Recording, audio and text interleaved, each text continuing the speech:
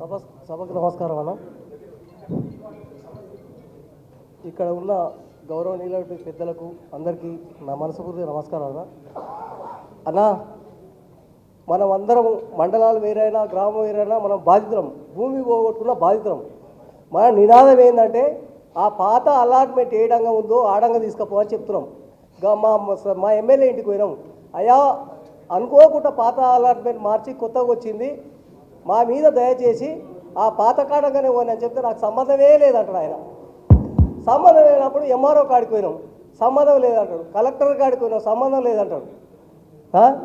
ఈ విధంగా ఈ చిన్న వాళ్ళ పెట్టకొట్టి ఏడ వెంచర్ వస్తే పక్కకు పోతుందనా, వెంచర్ ఏడ వస్తే పక్కకు పోతుంది, ప్లాట్లు ఏడొస్తే పక్కకు పోతున్నాయి. మా ఊళ్ళో 250 ఎకరాల వెంచర్ ఉంది. ఆ వెంచర్ దరిద్రం మాకు. ఆ వెంచర్ ఇంకోసారి మా ఊరు పాడు చేసిండు. 50 ఎకరాల పొలం పోతుంది. మా ఊళ్ళో 2 కోట్లకు ఎకరం పోతుంది. ఇవాళ ఏమంటారు ఆయన, సరే పోతే పోయింది కానీ ఎంతో అవసరం లేదు. ఇక మా నినాదం ఏంటంటే మా భూమి ఇచ్చే ప్రసక్తే లేదు. ఏదేమైనా సరే మా భూమి కాడికి నువ్వు రావద్దు. అక్కడ ఎమ్మెల్యే కొనియలే, రేవంత్ రెడ్డి కొనియలేదు.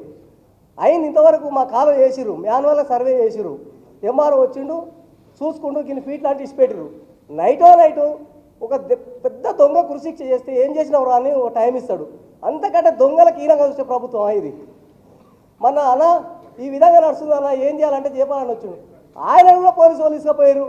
అందుకే దీని గౌరవనీయులు అందరూ కలిసి మీరే శ్రీరామ రక్షణ, రైతులను కాపాడవలసిన బాధ్యత ఉంది. ఈ భూమి పోతే భూమి రాదు, మా పిల్లల భవిష్యత్తు ఖరాబ్ అవుతుంది. ఇంతో అంత భూమి 2 పంటలు వస్తున్నాయి మా దగ్గర. ఇవాళ కేసీఆర్ వచ్చిన కరెంటు ఫుల్ ఉండి 2 పంటలు వస్తున్నాయి. అందుకే నేను ఒకటే అంటున్నా, భూమి ఇచ్చే ప్రసక్తే లేదంటున్నా. జై తెలంగాణ, జై కేటీఆర్.